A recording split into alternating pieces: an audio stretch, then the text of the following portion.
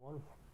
Hi, this is Glenn with Crimson Lotus Tea, and this is our Between Two Teapots live stream. We are here with Stasia Burrington today, which is so exciting because she's one of my favorite artists. She's one of the artists that we've been working with for a really long time. So, Stasia, say hi to everybody. Hello, everybody. I'm so happy to be here and talking to Glenn because I miss his face.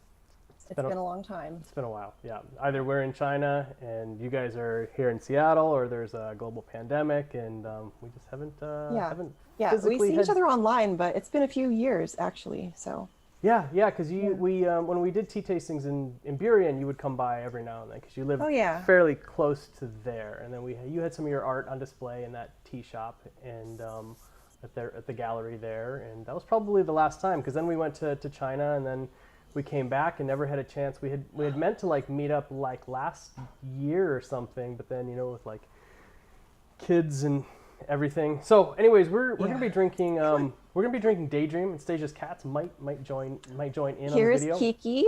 Oh, hi, Kiki. Goodbye, Kiki. Probably can't hear me because it's on your headphones. Yeah, no, I can hear it. I'll psychically transmit the message. Anyways, if there's any if there's any issues with the audio or the video for you guys that are watching, just let me know, pop it up in the chat, and I can try and take care of it. The audio levels should be fine. We tested this last night, tried to work out any kinks so it could just be nice and smooth and easy to go today. So we're going to be drinking Daydream. We had lots of options. Stasia has done so much art for us. The 2016 Space Girls, which technically you didn't do that art 4 years ago for us, right? So I mean that was you had made a Cosmonauts series in 2013 or something like that, or 2014. It was a really long time ago, and it was they were on display at a gallery in West Seattle, I think. Virago in West Seattle, yeah. And I went to that show, and I thought those were just so cool. And so this was right as we were starting. I just gotten married. We're just starting this tea business, and I was just like, Lama, we could put those on some cakes of tea. But we didn't say anything to you because I was just like, oh, well, I don't know if it'll even work. I don't know. There were so many things up in the air. So we go to China, work things out, get some teas pressed, and finally figure out how to make our own wrappers and labels. And then I was like, hey, can we pay you to put some of those on one of our labels? And you're like, sure. And so that was I awesome. like tea and I like you. Yeah, this works out perfectly. It worked out really nice. So, but then the next time we did Space Girls, we actually commissioned specific ones, and then we did Daydream. Actually, we did Daydream before we did Space Girls, I think. So, anyways, we chose to do Daydream today. We would have done Baby Dragon, but the cakes that we sent you just aren't there yet. Not yet. I'm waiting for them. They're in this giant bubble that is international shipping right now, which is crazy. So yes, we're gonna be drinking Daydream. Stasia's got it there. I've got a little micro mini teapot that I'm going to be brewing in today, which is so cute. And you said you were going to be brewing in like an iron tetsubin thing. This is my teapot that I've had since college. Nice. That's super cool. So you've got some going there. I'm going to start steeping this up here, and I did have the cake around here. I wanted to show people the cake because the wrapper. Well, the wrapper, you guys can see the wrapper on this one here. I think a lot of the people that are probably tuning in are probably already familiar with it, but yeah, I like it. So this is the first time I'm actually breaking into this. Nice. See, you've been pretty aging exciting. It. You've been aging it. That's nice. Yeah, not on purpose. I tend to hoard tea. I'm like, this is like a dragon with gold. I'm like, this is too precious to open, which is stupid. But that's perfect. That's perfect for pu'er tea, because eventually that tea will sell out, and then there just won't be any of it anymore, and you'll always still have I will retire. A little bit left over. You can post it to Instagram. People are going to be jealous of you've still got one of those. So so Stasia's in Seattle as well. She's in the Pacific Northwest. She's a Seattle artist. You've always lived here? I can't remember. Or did you move here? My family moved around a lot when I was small, but I kind of we settled in Montana when I was 14, so I kind of grew up in Montana, but then moved here for college and just stayed. Nice. Because I love it. Nice. Yeah, I do. I love it as well. My family lived in a lot of areas. Born in Michigan, lived in Arizona, and lived in Georgia for a while, and then we lived here, and then I went to college here, and I just don't really want to go anywhere else. But I like it. I like it a lot here. Yeah, I feel spoiled in this area. It's so beautiful, and there are lots of interesting people and fun things to do. It's diverse and Speaking of interesting people and fun areas, one of my favorite areas in Seattle is called Pioneer Square, and Pioneer Square is where I used to work for many years. Pioneer Square is one of the oldest places of Seattle. It's like right in downtown, like right at the core, literally at the end of Skid Road. If you guys have ever heard the term Skid Road before, that actually came from Seattle. The loggers would chop down their trees and they would skid them down the road to the waterfront so they could, like process them and put them on boats and stuff. So at the end of Skid Road is Pioneer Square. Pioneer Square has a thriving art scene, lots of galleries, and one of the fun things that they do is every first Thursday they kind of have like this open gallery walk. So every first Thursday of the month, usually 12 months out of the year, depending on the weather, they have a bunch of galleries open. And they also have like an outside like walking art space, kind of like an art market thing, and any artist can rent a table and set up there. And so since I was working down there, I was always at the art walks, like every single time. Have a lot of fun. I'd leave work early and just kind of walk around, explore the different markets and things. And that's where I met Stasia. Stasia was had a table set up with her artistic wares, and I was like, this is pretty cool stuff. And I think I bought a couple of cat paintings that you had done because it was my friend's birthday. And I just kept seeing you like everywhere, every single market or art market I go. Like I was just like, hey, look, it's Stasia. How's it going? And so we just became friends. And this was long before I was into the tea or the tea biz or anything like that. But we always kind of like stayed connected, and now we work together. Yeah. Tell me about the art markets. How you decided to choose to make that your profession. So when I was small, I knew I wanted to make art for a living. And then I went to school for it, and they didn't really tell you how to, like, I didn't really learn how to make a living with art. I learned how to make it. And then they're like, be free, go, good luck. And so when I was first starting out full time, maybe 11 or 12 years ago, I would go on Craigslist, as you do, and just see who needs art. Where do I go? What do I do? Like with my art. And ended up being a lot of cafes and restaurants who needed art on their walls. And open calls for little art markets like the one in Occidental Square in Occidental Park in Pioneer Square, as you were mentioning. And so I was doing a lot of smaller venues and events because those are the ones I could afford the booth fee for too. So it's like maybe $25-$50 for a day. And now that's not too bad. Not too bad. So I was just kind of doing the shotgun approach where I was seeing just get everywhere. I'm going to try whatever and see what sticks because I'm new and just starting out and I don't know any better, which was fun and a lot of work. And now things are a little more quiet and I've kind of found this year I don't do any markets really. Yeah. But like last year I was traveling a lot for cat conventions with my friends who make cat art. I think that's we just fell into that accidentally also. That's so awesome.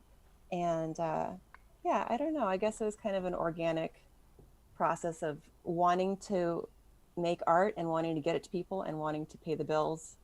And I think cat art is probably even historically one of the earliest arts. I mean, even the Egyptians featured cats like almost exclusively in their stuff. So I mean, cat you're in a long history of artists, and like tea as well is a profession that's been around for a really long time. So that's kind of just carrying on the tradition.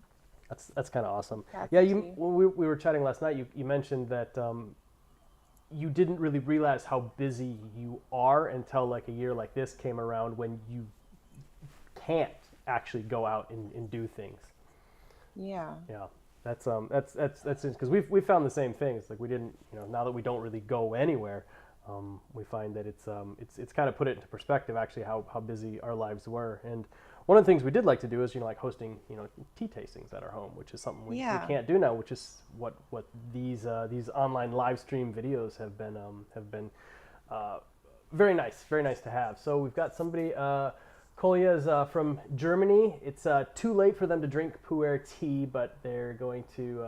They were drinking some sheng pu'er tea from Linsong earlier. Germany, oh my gosh. My friend down the street, Jared, is drinking some Altered State. Altered State was this artist in tea that we put together. It's an artist from Vancouver. Makes a good hoodie. It does make a good hoodie. Super really cool. like the hoodie. And so do yours. We've got some fun. We'll put some fun hoodies with Stasia's tea art and things on our site, which is kind of fun. I'm just a sucker for hoodies. I'm always wearing hoodies. So if I can have hoodies with fun art on there, I'm just very excited about it. So Cody Smith is drinking something intriguing here. That was another Seattle artist that we worked with, tea called Intrigue. Her name is Bev Burns. I was trying to see if she wanted to come on too. Maybe she's actually watching. If you're watching, Bev, say hi. Somebody's drinking your tea. Let's see. I know Lucy's here, and Lucy I think is actually drinking Daydream at the moment. So Lucy is also this is so cool. She's also Lucy's also from Seattle. She lives down in remind me where you live, Lucy. SeaTac. A little bit south. No, I mean Lucy, who's connected, yes, somebody else is from drinking Daydream. Cool. Here in the chat. And then let's see, Brodoman is drinking 2017 Jing My Dragon Ball, and he's in the UK. Wow, and somebody else is drinking some Lowrider. Lowrider was a Kunming artist that we got to work with. I'm really passionate about artists that are in my local area, which is one of the reasons, Stasia, why I was happy to work with you, because I always liked your artwork anyways, and so if we can help each other out, it's awesome. And then we get some fun prints of yours on the wall, and it's a lot of fun. But there's other Seattle artists that I've been working with, and then I also tried to find artists in Kunming, actual people that work in the tea area. One of the artists that we got last year is from Kunming, and so one of the guys is drinking that. So it's fun. Everybody's got something in their cup. They're all drinking tea with us. This is cool. It's a global tea party. It is. It's actually awesome. It's really fun. We've been doing, Lamo and I have also been doing a midnight tea club. We start that on Saturday nights about 9 or 9:30, and we drink for about 2 hours, and we stay wired quite late. But people are still tuning in when it's like 1:30 or 2 in the morning, and they're still drinking tea, and they're like, whatever, I'll figure it out in the morning. So, time has lost all meaning. Yeah, it's fine. It has. Especially when you live in a global society that's internet connected, and our business, we're usually up late because we're interfacing with people in China on China time and stuff anyways, and once the kids go to bed is when I can start packing orders and doing all that stuff. So I've always been a night owl anyway, so it just works out. Chris is drinking a 2007 562 aged ripe pu'er. Not sure if it's legit, but it sure is good stuff. Yeah, it's interesting, Stasia. You may not know the intricacies of the aged pu'er tea world. There's a lot of there's a lot of misleading teas out there. A lot of people sell teas that they swear are one thing, and they're still tea, and they may actually still be good, but they might not be exactly what it was advertised as. So I generally try to encourage people just to enjoy it for what it is and not really worry about if it's real or not. Sounds like the expensive wine market. Yeah, there was a. So I hear. Absolutely, yeah. There's a lot of shady stuff that goes on in the wine world. A lot of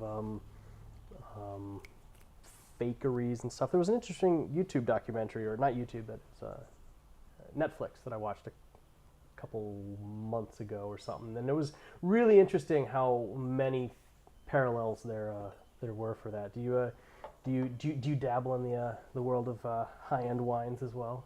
No, I drink cheap boxed wine, and I am happy with that. Yeah, no, I am. So. I'm as well. It's but yeah, it's interesting how even in like the coffee world, or like the cheese world, anything when you get up towards like that high end, like that peak, there's some really amazing experiences to be had. But then that also comes with some less savory individuals. Well, politest way to say that, probably. Jared wants me to know how Cyberpunk 2077 is treating me. Heard it's a bit problematic. Thank you for your concern, Jared. I'm doing quite well with my Cyberpunk 2077 experience, even though it's on PlayStation. I don't have an iNBC. It's just a PlayStation 4, but it's PlayStation 4 Pro. My friend will let me borrow it. It certainly has its bugs, but I'm enjoying it a lot. Put a couple hours into it every night. I don't know. I love everything about Cyberpunk. How about you, Stasia? Are you a fan of the Cyberpunk genre? I am. I have not purchased the game yet, but I will play it eventually. Nice. I've been really excited about it. Yeah. Yeah, I mean, basically my introduction to Cyberpunk was probably Blade Runner. I'm guessing that's most people's introduction to Cyberpunk, and fell from Cyberpunk. You really like sci-fi as well, right? We've talked about sci-fi and stuff before. We have. Well, I think, yeah. I'm a fan of sci-fi. I'm a fan of Cyberpunk.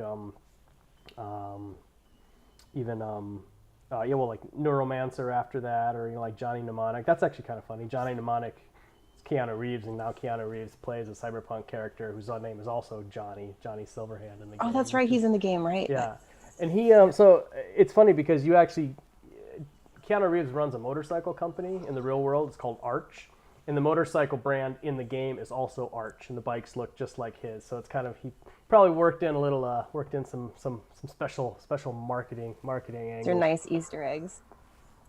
So one of the guys in the stream, or Ty, is going to break out the baby dragon. They love the wrapper for it. Oh. So yay. I don't actually have. I should have had a cake of baby dragon here. I really like the art for baby dragon. It's so awesome. So we messaged you probably earlier this. Man, was it earlier this spring or late last year about it? It was probably early this year, because. Yeah, I'm trying to remember. It feels pretty recent, but again, time is very. So that was one of the ones where fuzzy for me. We had basically pre-blended all that material last year. It was 2019 material, but it was we just didn't have the time to kind of finish it out, work on the art and stuff like that. And so I kind of gave you my thoughts about the art on it, and you gave me a sketch, and I'm like, that looks great. And then we get the final version with all the colors and stuff, and it looks awesome. So why don't you explain how you don't work digitally. You work primarily in, watercolor on canvas, or do you work in oils and stuff? Do you want to tell people? Mostly pencil and ink and watercolor on watercolor paper. Okay. I have and enjoy oil painting, but it's difficult to do in a house with cats. I have had oil paint cat footprints on carpet before, and that was not good for anybody. A lot of toxic paints, just not good. So usually watercolor. But I did acquire a tablet earlier this year because I've wanted to learn digital, and so I've been playing with that a little bit. But I do love the fact that you have an original with traditional media. Yeah. And that you can make mistakes and then you can't do anything about them. So you have to work around them. Like digital media is so nice because digital mediums, sure. You can just make as many mistakes as you want and just erase them and like make it perfect. But when you're painting, like you have to like work within limitations and permanent marks. Well, specifically watercolor, right? I mean, watercolor. Yeah. I mean, oils. I mean, you can kind of slap another layer on if you really wanted to. But like watercolor specifically takes a lot of pre-planning and thought, and you kind of people don't realize you kind of have to work backwards. You put your lighter colors down first on watercolor, and you build up to dark. But you kind of go the other way with oils, right? You put the darks down first, and you build up to lights and things like that. And it's I always I did watercolor stuff in college, and I always liked watercolor. So yeah, I love watercolor, but everybody's doing the digital stuff lately. What is your digital setup look like? What are you I'm working using on? Procreate on like an iPad. Nice. Yeah. Nice. And I love it. It's super intuitive. I'm not very well versed in digital art. I have Photoshop CS5 from college on a CD, and I'm hanging on to that till I die. You should. Use the little Apple Pencil. Yeah. I feel like it's the space age, and I feel so powerful. Like it's a very, very powerful program. I love watching the videos when some people on Instagram will take a video of from Procreate, but the video is of their entire process, but sped up, and so you can watch them how they're taking the layers and moving them around. That's a really amazing tool that I love. Oh man, this is it's really, really impressive. I watched follow this one guy on Instagram that does like a different dragon every day or something like that. But it's not like just a simple one. I mean, like they're just incredibly complex. And I'm like, man, it's just like he's got his process like down. But just being able to see like the creative flow as it comes from, you know, just a quick little sketch on there and build it out into layered, and it's like it's really awesome. I'm not certainly not there, but it's really fun to watch other people that are. Yeah. So outside of tea wrapper art and cat art, do you want to tell anybody else any other types of stuff that you're into? Because I know you do all sorts of fun stuff. Let's see. The last few years, I kind of fell into the world of divination decks, so tarot and oracle decks, and that's been really fun and really exciting to kind of learn about how people use these beautiful physical objects to either scry or just self-reflect or introspect. Yeah. And then you have like this big deck of art. So I've been collecting decks from other people too. So yeah, my garage is full of a mixed assortment of tarot and oracle and playing card decks that I've been making. And that's been really fun. And you also do all your own shipping and stuff right now as well, right? I do, yeah. So I get my decks manufactured in China, and they ship to me, and I store them in my garage, and then I handle all order fulfillment from my home. If you guys don't run your own business at home, packing boxes, you just don't know. It is a lot. It's a lot of work. It feels like it's an own job. Yeah, I enjoy it though, and then I feel like I don't know. I think it might be in my head, but whenever I get an order and then I pack it up and ship it to somebody, I feel like I'm so grateful for everyone who chooses to spend their dollars with me, and I want to personally be able to, you know, package it up, write a little note, send it out into the world. It just, I don't know, selfishly, it makes me feel good. I feel the same way. I kind of feel like pu-erh Santa Claus if I got like a big enough bag and I can take it to the post office and sling it over the shoulder, and I just imagine, you know, like everybody who's getting these fun little packages and stuff. Yeah. It's pretty rewarding that way. Yeah, so speaking of tarot and Cyberpunk, once you actually get to play it, there's like a whole hidden tarot subplot in the game. Like the guy starts having some like weird like cyberpunk things going on in his brain, right? He doesn't know what he can see and what he can't see. I'm not going to spoil anything, but he starts to see different tarot images around the city, and you actually have to go around and find each of them and collect all the different. They're not actually there, but you know, he doesn't know if it's somebody hacking or what it is. But it's kind of, and they're just gorgeous. Like each one is like done in like a kind of like an Art Nouveau cyberpunk style, so they're just like really that's a mashup I want to see. Really cool. I thought I found those for the first time last night. I'm like, oh, cool. I'll have to mention those to Stasia. Something to look forward to. Let's see what else we got in the chat here. Somebody wants a Baby Dragon hoodie. I think we put some Baby Dragon shirts on the site. We didn't put any Baby Dragon hoodies. I'll have to do that. Cody says traditional watercolor is still going to be their favorite media ever, or every color having its own unique blending character. It's kind of like pu'er, blending pu'er, differences of pu'er in a cup. That's actually a way to bring everything together, Cody. That's awesome. It's all connected. I like it. If you guys have any questions for Stasia, just pop them into the chat, and we can. I'll read them out loud, and she can answer them. So I don't have a fancy tea table like you, but I do have a tea pig still.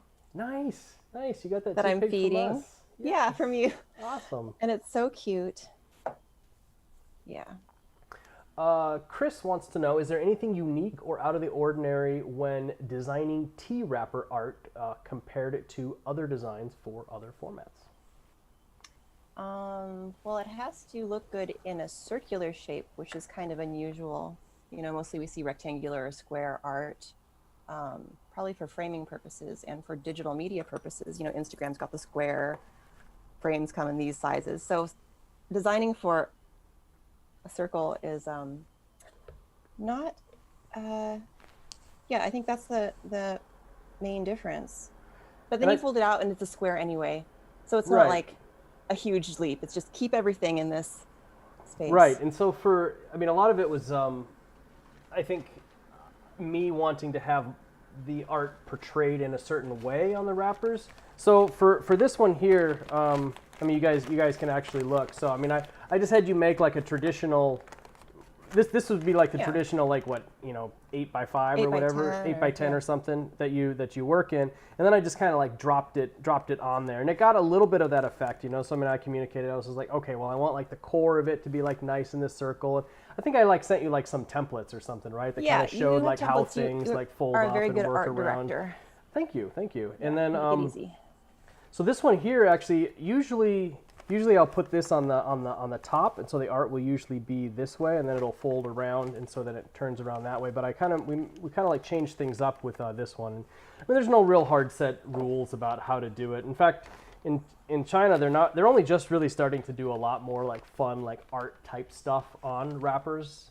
I think it's definitely Western vendor influencing, like Chinese companies, because in the past it was always all the pu-erh tea cakes looked exactly the same. I mean, it was really big, it was round, had the exact same words on it. It didn't matter like what company or wherever you came from, like they all had like that. They all looked exactly the same, and it was very like if it didn't look that way, then it really wasn't tea. So we actually had some difficulties first couple years, like trying to find printers that actually had quality printers that could actually print at the quality level that we wanted to, and that would actually be willing to work in small batch. I mean, small batch is, like if I'm printing less than 1,000 wrappers, I think that's a lot, but they're like, that's just small batch for them and stuff. So we had a lot of interesting stuff on the back end to do to get these things going. But it's a good question, Chris. And one of the things that I like to see in a good wrapper is something that has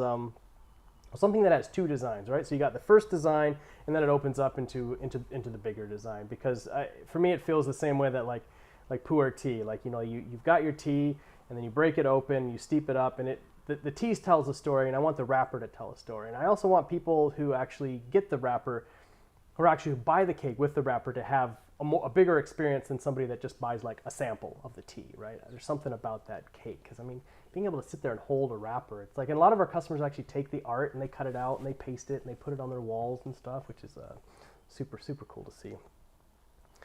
But yeah, I think it's so the first year we worked with you, we just did the squares, and so I put those squares onto little bricks, and yeah, bricks, I love the square shape. I don't know, I just like squares more than I like round in general, but tea doesn't like getting pressed into those shapes very well, and it becomes very, very, very heavily compressed in order to keep that shape, and then those teas are really hard to get open. So having circle designs just seems to work out better overall. Zealousy says, "What's up, Glenn? Hello, Stasia." Zealousy is from one of the Discord tea groups. I posted over there to see if anybody wanted to come in. Thank you for Zealousy. Zealousy also does some tea streaming on Twitch, which is pretty cool.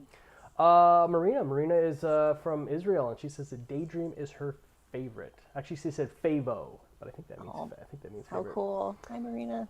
Gently Smiling Jaws is also from the Seattle area. You may have had tea with her. She's come down to the Phoenix a time or two.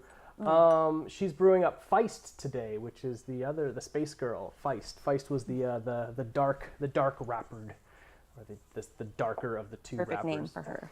It was, and we talked in our last. We had a stream where we drank Space Girls about a week, 2 ago, and I commented on there that part of it was like building the story of two different teas, because the first Space Girls like 4 different wrappers, but the tea was all the same, right? So each one was the same. But then, so I was telling you, I was like, okay, so we want to have 2 teas. We want to have one that's just like a little bit more like delicate and floral and balanced, and it's just like maybe that wrapper could reflect that. And then we have one that's a little bit more like serious, and we're going to come up with a more serious name and stuff.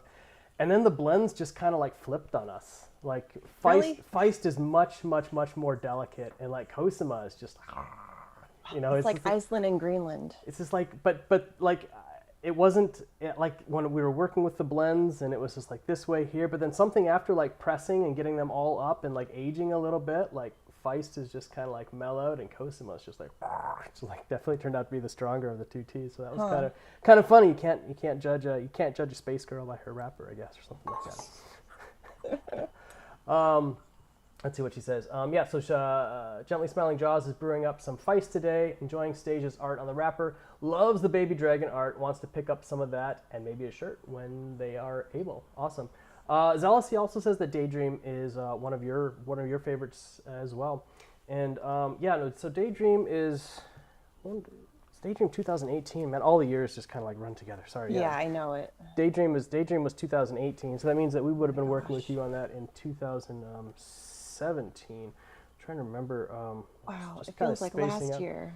I know, it really does. And so, I think, what did I, I'm trying to remember exactly what I, so I think there's a, we also, I'm looking on the site, we have Daydream pillows as well, which are actually That's perfect. really nice. For your naps. Gemma takes a nap on her little Daydream pillow all the time. Oh. It's gorgeous. And let's see. Nice. Yeah. So I think I had mentioned something about like there being like some of the tea gardens have lots of pigs in them, so I wanted to have some pigs on the wrapper. And I think I sent you pictures of some tea trees, right? I was just like, here's a tea tree I like. Here's another one I like. You know, work them together. Here's a picture of my favorite teapot. And then you had done like some girls bathing in coffee mugs, right? And girls bathing in like tea mugs, a whole little series like that. And so I was just like, okay, all right, so that looks pretty cool. So we could have one of these teapots with like your little girl bathing in there. And so, and it just turned out nice. And I think it works really well for this tea. This tea's a little bit more on the mellow side. So I mean, how are you tasting? How much leaf did you use in your pot there? What did you? So I am a barbarian, and I totally guess every time. I broke off a piece that was maybe looks like a tablespoon. Okay. Maybe a tablespoon and a half. This is what it looks like in the strainer right now. Nice. Okay. Not a lot. A little bit. But it hasn't. I've only steeped it once now, and so it's only like half open. Yeah. Yeah. So and then like how much water was in there? Like 8 ounces or something like that. In this pot, maybe 16. Yeah. Maybe so 16. All right. I'm brewing on a larger scale than you. So. Yeah. For the next one, brew it really long. Give it a nice long. Give it a nice long steep, because this tea has and use boiling water if you can. See if we can. I'm reheating the water. See if we can kind of like really kind of extract it. Okay, it's it's really light right now. It's really good. This tea will be entirely different experience from Baby Dragon. So when Baby Dragon comes, Baby Dragon. You keep saying this about Baby Dragon. I'm kind of nervous. It's a strong tea, but there's something about those strong teas for myself, artistically, that just seem to just awaken creativity. So I'm really curious first. Your experience once it arrives. And well, I will let you know when it's in the mail. Because if I need to like do like an extra wrapper or something like that, if I haven't been able to work out some artist deal for a wrapper and we've got a tea that's got to go, usually I'll take like a bunch of that tea and I'll just like brew it like super strong, and I'll just like drink a bunch of it and then just kind of scribble down whatever thoughts come to my head about it, and then try and like come up with some design. Most of the designs that I do are more just kind of Illustrator-based graphic design, things like that. Not really drawings or art and stuff like that. I did try and do one Cyberpunk-related art design wrapper a couple years ago. I tried to base it on. Did you watch that? Did you ever watch much anime? You watch Lane, Serial Experiments Lane? Did you ever see that? I have not. I'm actually not super well versed in anime. That's totally fine. But Lane was a fun. I wouldn't say cyberpunk-ish, but it kind of got into those veins. This very young girl that doesn't know anything about computers. She's in Japan. She's in like junior high. She's just a regular Japanese junior high school girl. One of her students or one of her classmates kills themselves, and then like a week later, she starts getting like text messages from the person after they had died, and so she starts to. It delves into thought processes on like consciousness and like digital consciousness, and so she starts like really diving into like computers and stuff to try and figure out like if her friend is still alive but like stored digitally somewhere. And so as the series progresses, her room just gets like darker and darker and filled with more and more like computer equipment, you know, like servers and racks and air conditioners and stuff like all around her. And so something about like her room with all these mega computers, I tried to design that into a wrapper a couple years ago just for fun. But yeah, so yeah, when Baby Dragon comes, just let me know what you think. Yeah, how many other Cyberpunk tea wrappers are there in the world? I don't know. There can't be too many. There probably will be more as the Cyberpunk stuff. It's certainly kind of, I don't know about hit critical mass, but I mean, you had I mean, The Matrix could be described as like Cyberpunk. So I mean, we've had like Cyberpunk in our, you know, public conscious for probably since like, you know, like the 70s and stuff. Some of the early sci-fi stuff, kind of the way it kind of like segued into that, and then Blade Runner and Neuromancer and a lot of the Netrunner once the internet, Snow Crash, if any of you guys remember that one, and then then a lot of like the anime stuff like Akira and things like that. You could describe a lot of that stuff as being in the Did I tell you I genre. finally watched Akira like yesterday? Last year. Or like last year? Well, yesterday, last year. Akira's big. It's deep. It's like it's confusing. That was the first anime I ever watched, like in 1994. Just like dive in. Like one of my friends was like, "Hey, you ever watch cartoons from Japan?" I'm like, no. It's just like, well, here, we're gonna watch this, and I just remember just. How old were you?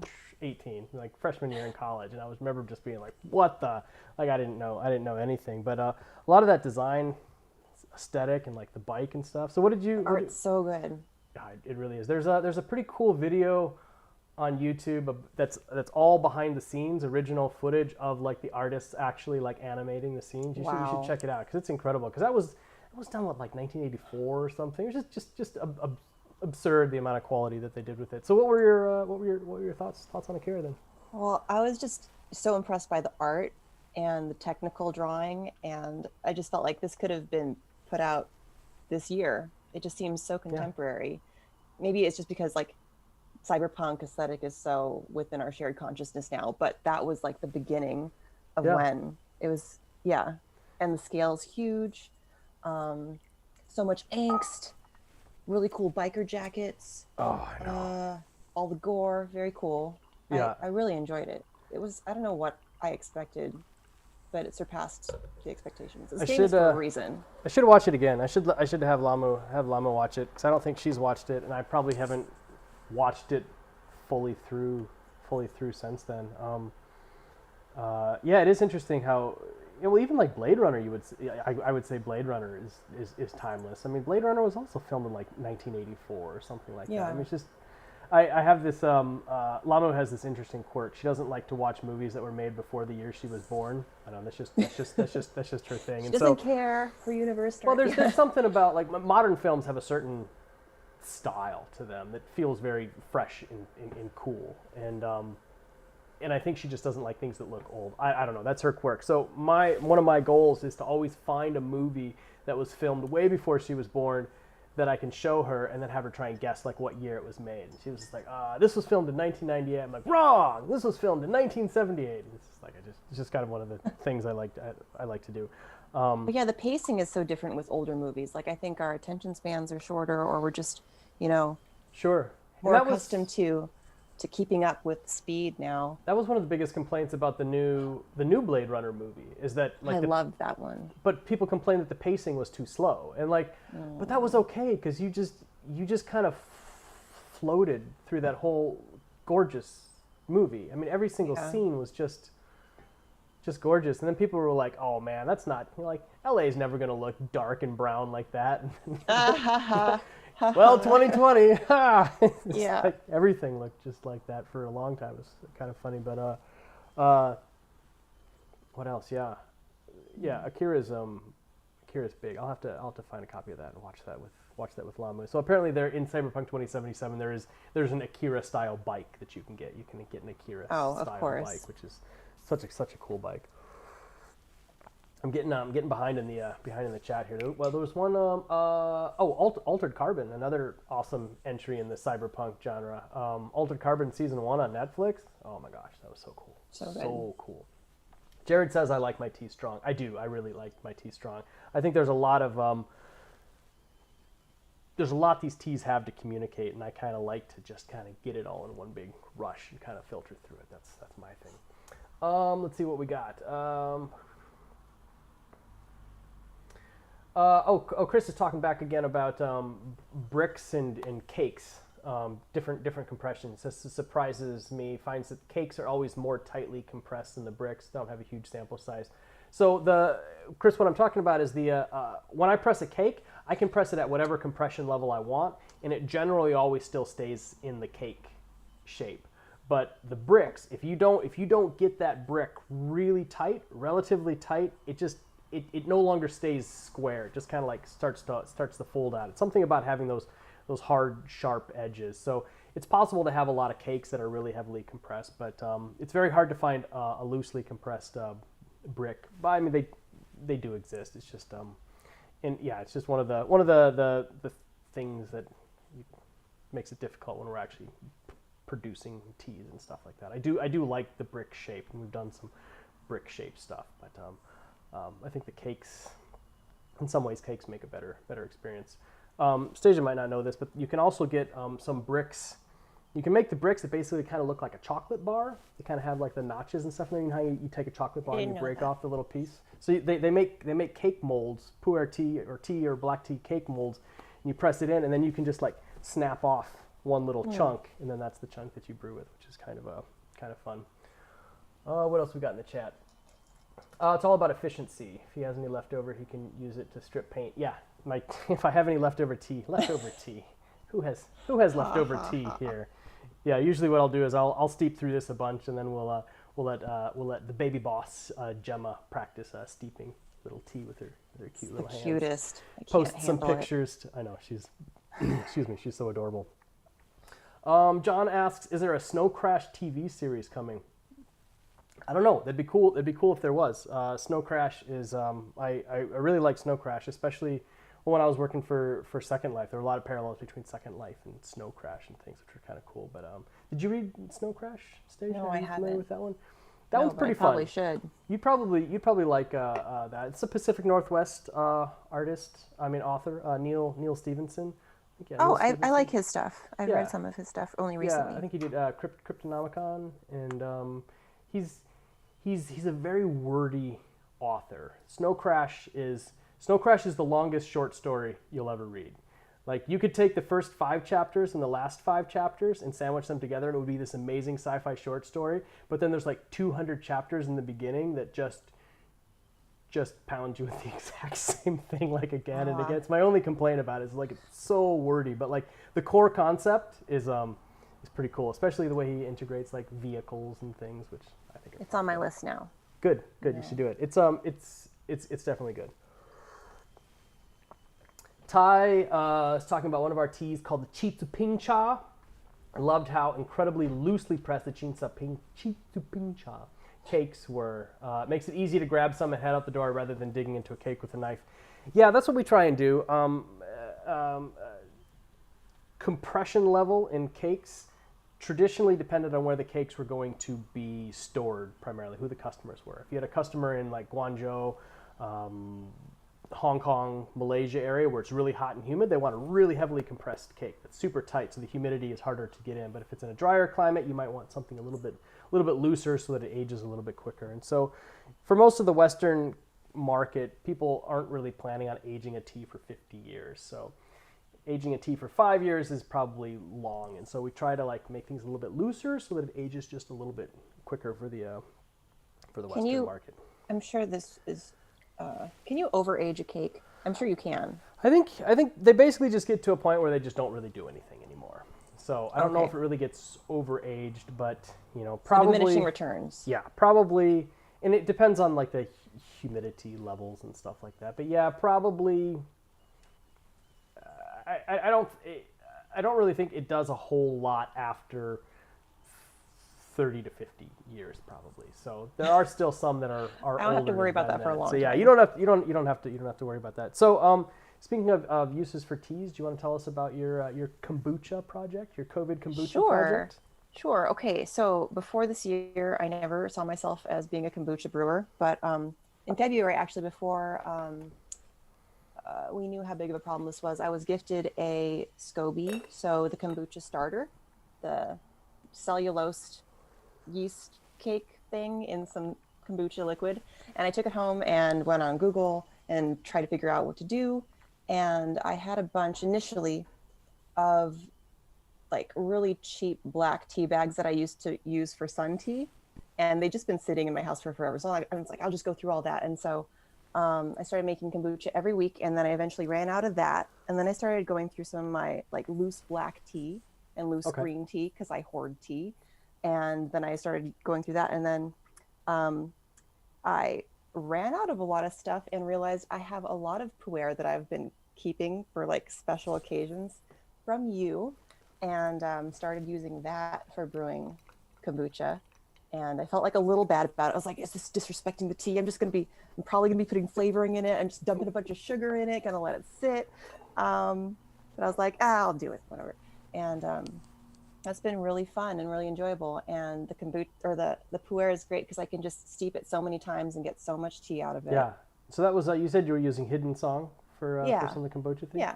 There's nothing sacrilegious about making kombucha. Okay. I am enjoying it. I am using it. Don't worry about it. If you're enjoying your tea, you're doing it right. I try to communicate that to our customers. I'm sure there's some people in the tea world that would find that absolutely horrifying, but I don't care about them. But no, there's a lot of a big, very well respected tea companies in the West that all have kombucha products that are all made out of their teas and stuff as well. So it is you're just ahead of the curve.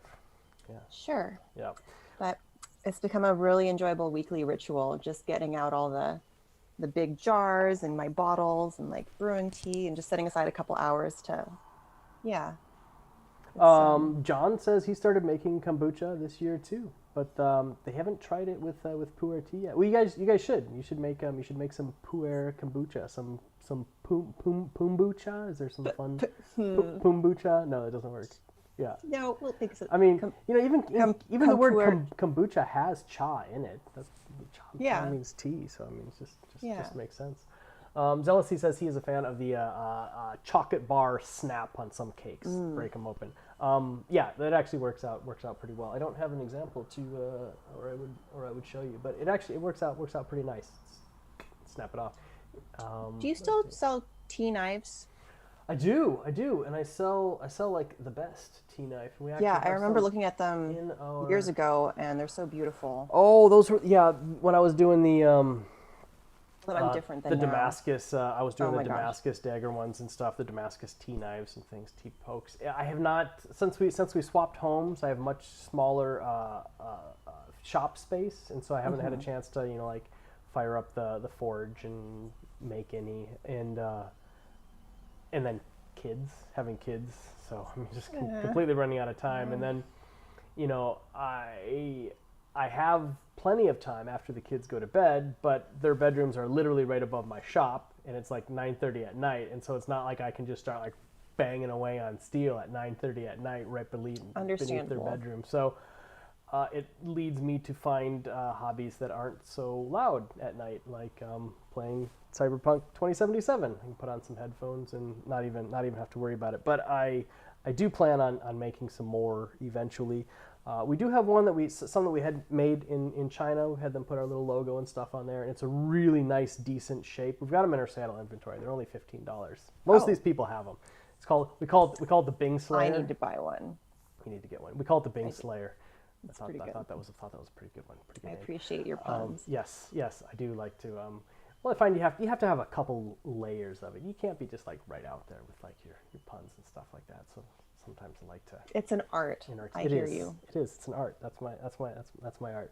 So no, the Bing Slayer is great, and it works super awesome. It has a really nice profile. Like even like the tightest cake, it just like opens it right up.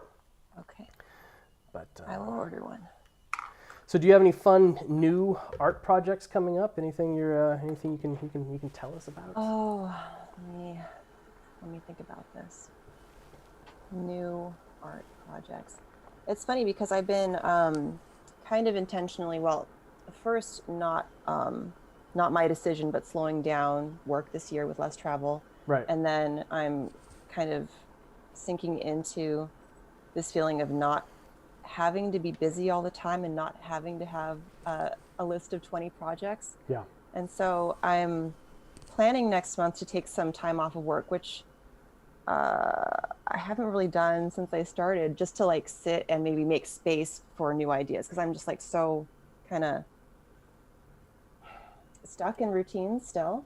Yeah. And I want to start making some art books, but I haven't made the space to like just what kind of an art book? Like a collection of your art, or like something like different? A collection. I've kind of been thinking about making a book about how to make a living as an artist, or how to nice maneuver through the world and still make art and still not hate yourself, kind of thing. So I feel like we know a lot of stuff, and so I want to share some of that, and then also make a pretty object. That's actually pretty cool. So you mentioned like your school taught you how to do art, but didn't actually do any of the marketing or be like, hey, this is how you actually make money with this degree that you spent a ton of money to get. Right. That could be cool. I think that we had one, the day when we were supposed to have a tax guy come in and talk, he didn't show. So we just like, I don't know. We're like, okay, just go to H&R. Even since then, like the age of digital marketing, especially for creatives, is here. Like, I mean, like with like Instagram and like even it's changing all the time. Like streaming channels and stuff. There's lots of artists that like stream like their stuff as they're doing it. There's so many amazing avenues, and with the ability to create an online store to have like stuff of yours like made and things like that. It's I've been seeing a lot more. I think it's probably easier now for artists to actually make a living without selling out, if that's right. We have so many tools at our disposal, but I think that the number of options can be really overwhelming too. Yeah. So I think just learning to trust yourself and learning to make mistakes over and over and not get discouraged and not take things personally. Got a little cattail on your face? Yeah, nice. Kiki. That's Kiki. Momo is more shy. Momo, so it's Momo and Kiki? Those are the two? Yeah. Right. Lucy says that she thinks your tarot decks are very, very pretty. So, oh my gosh. Thank you, Lucy. Really enjoyed making them. It's been a journey. I did not know there was the market for tarot decks that there is. I was like, this is a little project that a few people will like. And now it's almost all of what I do. That's pretty cool. Like, yeah, I'm excited when you get into Cyberpunk 2077 and find the tarot card quest and stuff. Me too. So you also made like traditional card decks with cat art on them. Right. And you gave me one of the decks a couple of years ago, and like the first thing I did was like took it to like my like Friday night poker night with my friends, and like, hey guys, we're gonna play with this cat deck, and it's like, hardcore. Why do we even bring this guy? But it was really funny because everyone is like, they're sitting there like trying to like play their poker hands, but then they were all like, oh, this one's really cool, or oh, this one's really cool, and it was every now and then you could kind of tell what somebody had if they were like, is this like an octopus cat? And then we're like, aha, like I know what cards you have, because each one had a layered levels. I thought that was pretty funny. But yeah, I did take your cat deck to poker night, which was yay. Yeah, it's kind of distracting to play regular cards with because it's just art. But I know it is, and it's even harder to play poker because like poker, it's like you need like really big, like a big K and a big and so it was right. But Lamo and I do carry it around, and we use it for cribbage, like when we go hiking or camping and stuff like that. And that's how many of you guys in chat actually play cribbage? I just want to know because I'm kind of curious. Because I grew up playing cribbage with my parents, and apparently Stasia and her husband are also big like cribbage fans, and I find it almost impossible to find anybody else that actually plays cribbage. And then Stasia's like, well, we play cribbage. I'm like, you guys do? And so we had like dinner at your place. We played cribbage one night, which was a lot of fun. You guys' butts. Well, that's not hard. But no, you guys did good. No, Lamo and I play Got a nice little portable cribbage, like a little fold-out one. Bring some cards. Nice. We have one too. Jared says Grandma taught cribbage. He played a few hands this year. There you go. Oh, cool. Chris did as a kid with the old people, but hadn't played in years. I guess that's where I learned it as well. Just like learned it with the old people. But game. The cribbage game is actually pretty old in itself. I mean, it's a couple hundred years old. And I think the thing that just really makes it interesting is the fact that you count on a physical board, and because that's all it is. It's just numbers. It's like who gets to the certain point first. But there's just something about that board that always just seemed really cool to me. Like you're like jumping pieces and you jump in pieces, but really all you're doing is just counting. Once you realize it's just counting, it's just like the board is the magic. I can't ruin the magic because it's the board. The board's the magic, and you find artists that make like fun ones, and they just have like all sorts. So yeah, we'll have to, once the COVID's done, we'll have to get into do some more cribbage or something like that. So we've got like about four minutes left. I've been hours up, Stasia. Whoa! Look at that. The hour's gone. So I've been trying to slice these down to about like a 1 hour chunk so that people can kind of have something that they can watch. If they watch it at 2x speed, it only takes them half an hour. Yeah. I watch everything on YouTube super fast speed now, so I can get like a lot of stuff done. I don't know. But if you guys are watching this, of course, you should watch it in 1x, which is the natural speed. Actually, you should slow it down and savor it even more. Slow it down to 0.5x, make it an hour and a half.